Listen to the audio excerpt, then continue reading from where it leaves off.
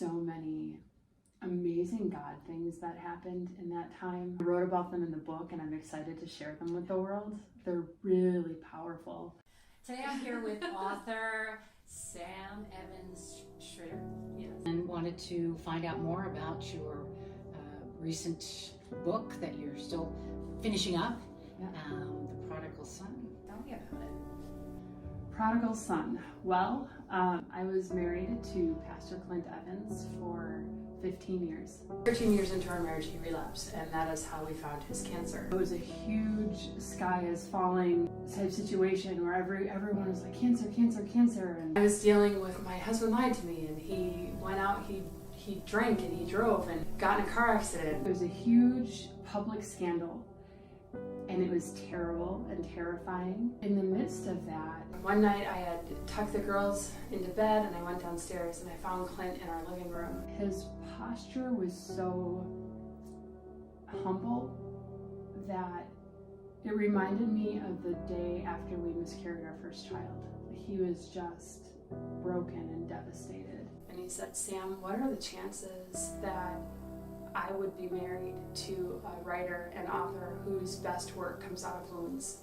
And I was like, oh my gosh, please don't ask me to write this story. Like, please don't do this. And I didn't know if I was talking to him or to God. It's like, I just don't want to write this story. It was so dark. At the time, I was working for a company called Good Catch Publishing. I interviewed people and wrote their stories first person. That was my job. So Clint was sitting there, he's like, what are the chances that I'd be married to an author whose best work comes out of wounds? Sam, I want you to interview me GCP style, and I want you to write my story. He's like, how does it work? I said, I take an audio recording of your story, I interview you, I ask you questions, and then I write your story from first person. And he said, okay, when do we start? And I said, probably tonight. And I have 6 hours of audio, my late husband's story, Prodigal Son. There are some moments on there where you can hear us eating ice cream, telling me some stories about when he was in the drunk tank in jail, and you can hear our daughter come in, one of them, and she says, "Daddy, I gotta go potty." Oh. He said, "You gotta go potty, Pumpkin?" She's like, "Yeah, I gotta go potty." So then she exits the audio, and then we go back to talking about him, feeling like he had to puke in the cell with all these guys, but not wanting to go and puke in this public toilet, and that was part of his story. And he talked about how he grew up. He had ADHD when a lot of people didn't understand ADHD. He got in fights. His first grade class had a fight club that the boys on the playground would fight for fun. And he did that to fit in, but then that turned into being bullied, turned into bullying, and then by the time he was a freshman in high school, he was smoking weed and drinking. By the time he was 16, he was out drinking 25-year-olds and drinking them under the table. He was 19, he took his first hit of crack, and then he entered into Teen Challenge, partially court-ordered. He saw all these guys, their emotions were incredibly raw because they were coming off of their substances, and so everything was new and awakened, and they're like these grown men bawling like babies. He's like, oh, that's not going to be me, that's not going to be me. And he went to one church service, and then he went to a Wednesday night service with the guys, and the Holy Spirit hit him like a 2x4 is what he said. And he went up to the altar and he cried like a baby, but God just impacted him. Then we met less than a year later, got married. He relapsed within our first year of our marriage. I found weed in his pockets, under the bed. He'd go out drinking. There was one night he came home at 3 a.m. with bloody knuckles, and he had no recollection of getting home. He didn't know how his knuckles were bloodied. He had been with other guys, so I texted those guys. I'm like, what happened? They didn't know. Clint just vanished. They didn't even know that he'd gotten home until I told them. That was our life, and that was really tough for me. I was, good Christian girl, and I was really naive about addiction and what that looked like. I had gone to school for youth ministry, and that was my goal, was to be a youth director. And so what my life looked like in those first couple of years of marriage like severely contrasted what I imagined my life looking like. And there was also this shame for me because I didn't want people to judge us either.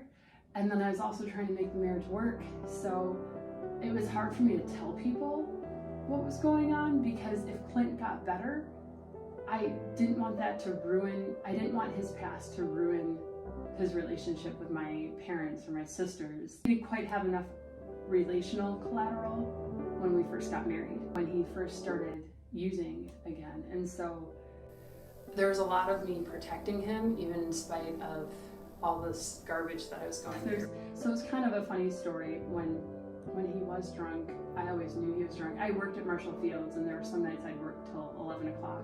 And if I came home and every single light was on in the house, like the house was lit up like a spaceship, and I could hear Michael Jackson playing from outside, I knew that he was going to be passed out on the bed drunk. And there was one night I walked around turning off all the lights, and I prayed, God, deal with this. This is not what I want. This is not what you want. This is not what it's supposed to be. And I remember God very clearly saying to me, you do what I've called you to do, and I will take care of Clint. You do what I've called you to do, and I will take care of Clint. On his sober days, which were more often than not, he started saying, Sam, I really want to be sober. I really want to stay sober, but I have to get out of this environment. I have to get away from my drug dealers. I have to get away from the alcohol and these guys I'm working with. I need a new start. So I looked into jobs, and I ended up taking a job as a youth director out at a church in Oregon. Things went better. He wasn't getting drunk. He was trying to drink and like trying to tell himself that he could drink still or just have one. It was a slippery slope. He got drunk once in March, and I forgave him. I'm like, okay, you slipped. It's been 3 months. You've done really well. Like, okay, let's just move on. He got drunk again in May, and I said, I want a divorce. I'm done. I gave up everything from you. I moved away from my family for you. I moved across the country. I started this job that is now in jeopardy, because if you start ending up in jail, it will cost me my job. I wanted a divorce. And there was this night, like I didn't want to sleep next to him because I was furious. I was so mad at him. I wanted nothing to do with him. I couldn't even be in the bedroom with him. And I know, a lot of couples feel that way at a certain point, but I was like, I don't even want to look at him. So I went to sleep on the couch, and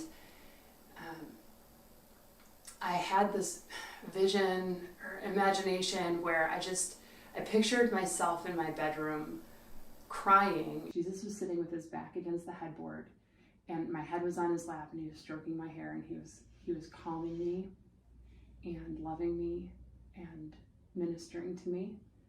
And the second I felt the piece of that image, it flipped, and Jesus was crying in the bedroom, and I was supposed to go take care of Jesus. And I was like, God, I don't want to go in there. I'm so mad at him. I was like, fine. It's like a little child, I was like, fine, I'll go in there. So I went in, I laid as close to the edge of my side of the bed as I possibly could. I faced the wall. Clint said, what are you doing? And I said, I'm going to sleep. And the next morning he said, Sam, I need you to know I was praying last night, and I was praying that, God, if our marriage is going to work, that the sign would be that you would come back into the bedroom. I'm like, okay. All right. He stayed sober after that for 3 months. He went to visit his brother in Colorado, and they went to a bar to watch the Vikings game together. And Clint got drunk. The good things came out of that relapse. One of the things was that he finally admitted he needed help. And so he went to a program called Serenity Lanes. And it was really good for him. He also started attending AA, admitting that he had a problem. And he quit cold turkey. I'd never seen anything like it. He was so mad at himself for drinking that September 16th, 2007 was the last day he drank for 9.5 years. Fast forward, we lived a lot of life together. We had 3 daughters. He got his associates, his bachelor's, his master of divinity. He became a pastor. In October of 2016, he said, Sam, I've been sober for 9 years. If you want to have some alcohol in the house, you can have some alcohol in the house. I still struggle with this because I don't know if I blame myself or not. A lot of people say as an addict, he was sort of asking me to bring alcohol into the house in a backhanded way. But I bought alcohol, I bought the ingredients to make a mudslide, and I didn't finish the bottles. I am not an alcoholic. So I made 1 or 2 mudslides throughout the course of a couple of weeks, and the alcohol just stayed in the house for months. It was there, it was in there, and I didn't realize what it was doing to Clint internally. I didn't realize that it was calling to him like a siren. There was one weekend that I went away in January for a writing retreat to plot out a book. I was 4 hours away at a hotel with a friend. Same weekend, Clint's mentor fell back, slipped down the stairs, fell back and hit his head and went into a coma. He was in a coma for a week and then he passed away. And that was it. I wasn't home, the alcohol was in the house, his mentor passed away, and it was like the perfect storm. So at that point, he started drinking. I denied what was happening, even though I saw evidence of it. Like at one point I noticed, again, funny but not funny. At one point I noticed the alcohol, the vodka level at a certain level. And I was like, that seems lower to me than I remember. And I just didn't want to deal with it. I needed to believe that Clint was in a good spot. He was pastor in 2 churches. Everything was fine. I needed to believe that he was okay for my own sanity, because I did not want to go back to our first couple of years of marriage. There were police involved in a couple different things. Like I didn't want that. And then I saw the bottle again a couple weeks later, and the level in the bottle was higher. And then it happened. Like a miracle. Because he, filled the vodka bottle with water to hide it from me. And I confronted him on it. Clint, you can't drink. You can't drink. You need help. I dumped all the alcohol out. I had some mics stored up. I brought those to a friend's house. There's no more alcohol in our house. But he didn't stop drinking. He just hid it from me. And there was one night I caught him pouring vodka into his Mountain Dew. And he's like, Clint, you can't drink, you can't drink.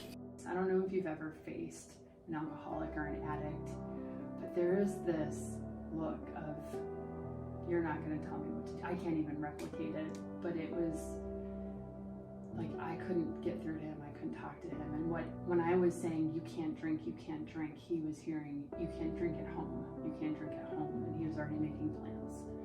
So that next Saturday, 2 days later, he went and he played football. He was part of a semi-pro football league, and so he went to his practice, hung out with the guys, had dinner, and on the way home from that dinner, he stopped at a gas station. He grabbed a bunch of alcohol, like the small bottles, and chugged them, and then kept driving. And he hadn't been drinking a lot. So his tolerance was nowhere near what it had been prior to his admission to Teen Challenge. And I think he stopped at one more gas station and picked up some more bottles and drank them. I started calling him around 8 p.m. all over and over, calling and calling and calling, and he had so many missed calls. And he didn't answer. 1:30 in the morning, a sergeant with the New Ulm Police Department called me. Said, Miss Evans, there's been an accident. Your husband's alive. He's being taken to the hospital. When he is released from the hospital, he will be brought to jail. The officer proceeded to read off what sounded like a grocery list of damages that Clint had caused. No one was injured. No one was hurt. I don't think he hit cars. He hit an electrical box. They had to use the bull bars on a police SUV to stop his vehicle.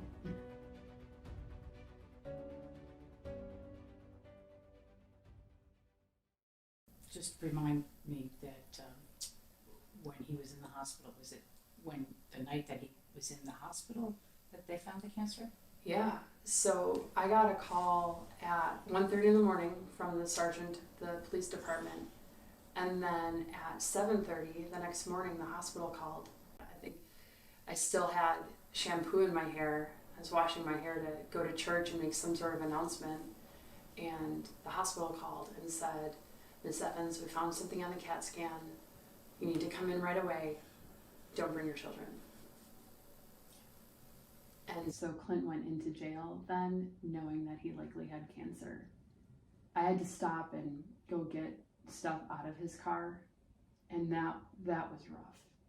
One of his tires was completely gone, like the rubber was totally gone. The officer who brought me kind of protected me in a way, because he knew what I was going to see. So as I walked around to the driver's side, I saw blood smear on the window, because Clint had and bumped his head on the steering wheel, and so when they arrested him, they pushed him against the window to put the cuffs on him, and there's blood smear from where his forehead was on the window. There was blood on the steering wheel and the gear shift and the seat in his car. And I saw the bottles of alcohol on the floor right next to the flyer for a retreat, a Christian retreat that he was supposed to be attending. I took the car seats out of his car and the board books off the floor in the back.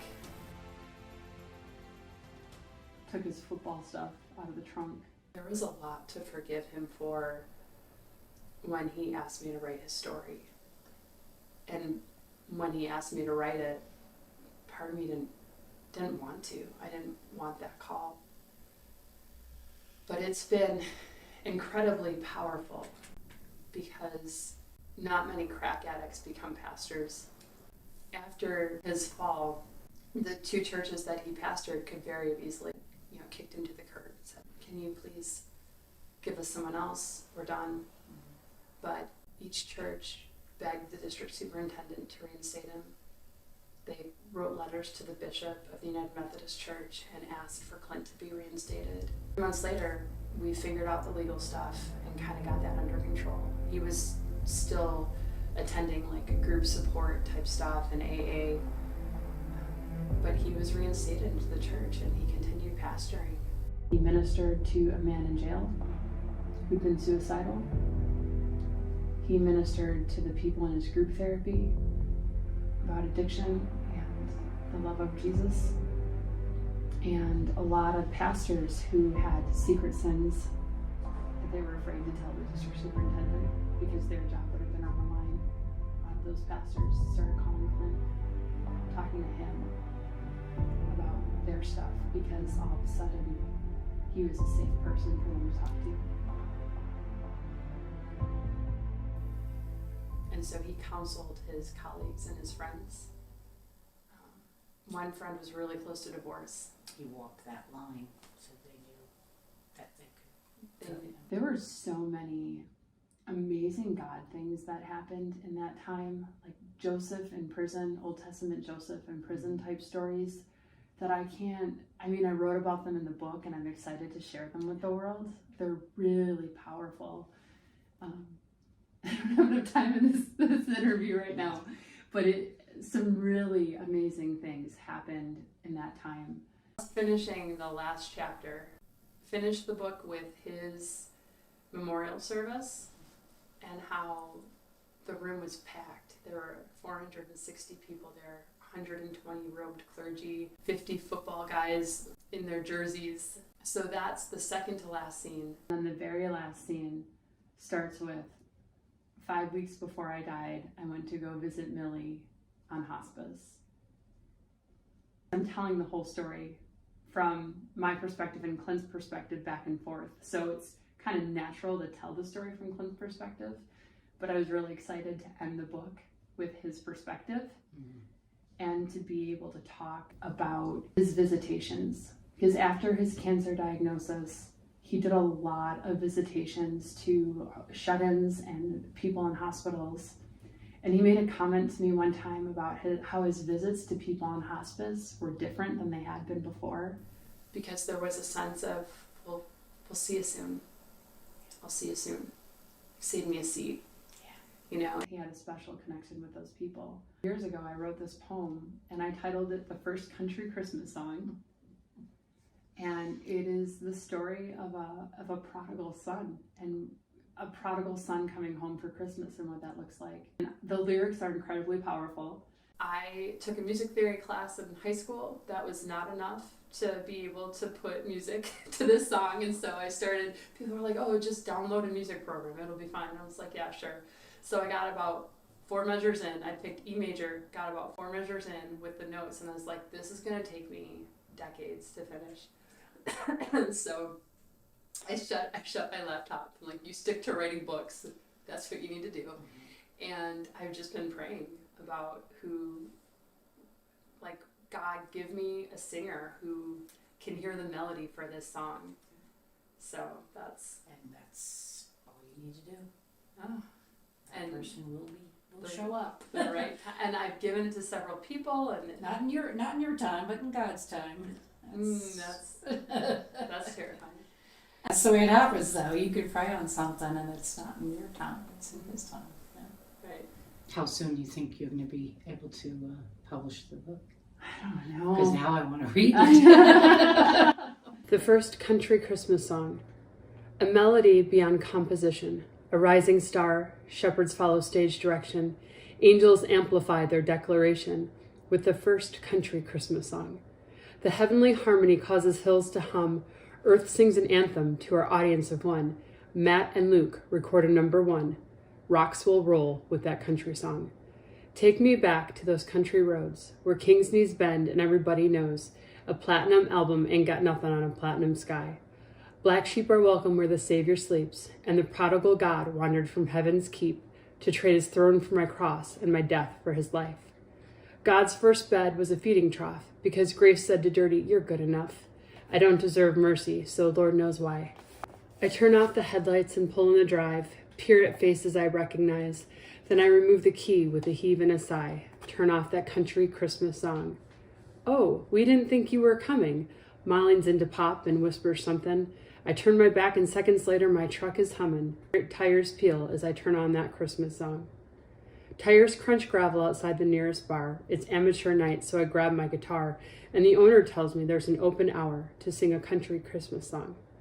Latches snap as I unclip the frayed black case. The room quiets down as I take my place, scooch the mic closer to my face, and bust out that country song. I'm scarred and filthy, and God still likes what he sees. Lord knows why, but in my heart I plead, teach me your Christmas song. God eyed my bloody knuckles and my jeans all scuffed, promised love to the least of us. Now I'm drinking water on the rocks instead of hops. Let me teach you this good news Christmas song. Take me back to those country roads where king's knees bend and everybody knows that a platinum album ain't got nothing on a platinum sky. Black sheep are welcome where the Savior sleeps, and the prodigal God wandered from heaven's keep to trade his throne for my cross and my death for his life. God's first bed was a feeding trough because grace says to dirty, you're good enough. I don't deserve mercy, so Lord knows why. The sinner is tired of the same old song. Please forgive me, Father, for what I've done. I'm the lost prodigal searching for home. I've hit a dead end on my own. Too many burned bridges to remend, but at the back of the room, my dad walks in, with tears in his eyes for how things have been. Amazing Grace, that sweet, sweet song. Take me back to those country roads where king's knees bend and everybody knows a platinum album ain't got nothing on a platinum sky. Black sheep are welcome where the Savior sleeps, and the prodigal God wandered from heaven's keep to trade his throne for my cross and my death for his life. God's first bed was a feeding trough because grace said to dirty, you're good enough. I don't deserve mercy, so Lord knows why.